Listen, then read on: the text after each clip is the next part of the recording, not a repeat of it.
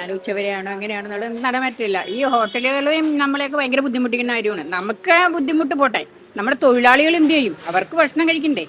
Gas ഇല്ലാണ്ട് വന്നാൽ ഭയങ്കര ബുദ്ധിമുട്ടാണ്. ഇങ്ങനെ പോയി അടക്കേണ്ടി വരുമോ? ഞങ്ങൾക്ക് അടയ്ക്കേണ്ടി വരും, നാളെ എങ്ങനെയാലും ഞങ്ങൾക്ക് അടയ്ക്കേണ്ടി വരും. പക്ഷെ ഗ്യാസ് ഇല്ലാണ്ട് നടക്കൂലല്ലോ. നമ്മുടെ കാര്യത്തിലല്ല ബുദ്ധിമുട്ട്, ഇവിടെ സ്റ്റാഫ് ഉണ്ടല്ലോ, അവരുടെ കാര്യത്തിൽ നമുക്ക് ഭയങ്കര ബുദ്ധിമുട്ട്. ഏജൻസികൾ എന്താ പറയുന്നത്, എത്ര ദിവസം എടുക്കും എന്നൊക്കെ പറയുന്നത്?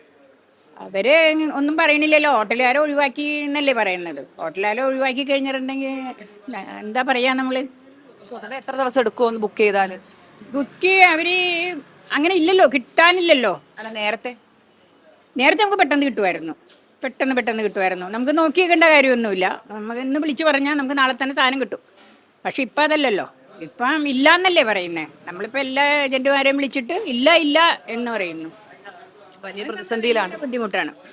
ഹോട്ടലിൽ നമ്മുടെ കാര്യം പോട്ടേന്ന് നമുക്ക് വിചാരിക്കാം. നമ്മൾ എങ്ങനെയെങ്കിലും ഒരു ചൂട്ടടപ്പ് വെച്ചിട്ടാണ് നമ്മൾ ഉണ്ടാക്കും. പക്ഷെ ഇവിടെ തൊഴിലാളികളുണ്ടല്ലോ, 7 പേരുണ്ട്.